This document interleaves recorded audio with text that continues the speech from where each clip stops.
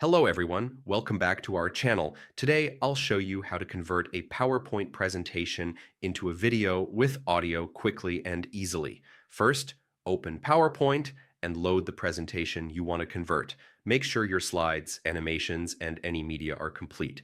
Next, click on the File tab in the top left corner. Now select Export from the drop-down menu, then click on Create a Video. In the video settings, choose Use Recorded timings, and narration to include your audio and slide timings in the final video. After that, select the video resolution based on your needs.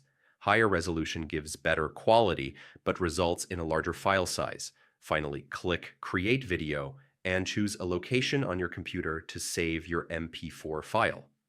PowerPoint will process your slides into a video with your audio included. And that's it. Your presentation is now a video ready to share on YouTube, Vimeo, or with colleagues who don't have PowerPoint. Thanks for watching. Don't forget to subscribe to our channel, and I'll see you in the next video.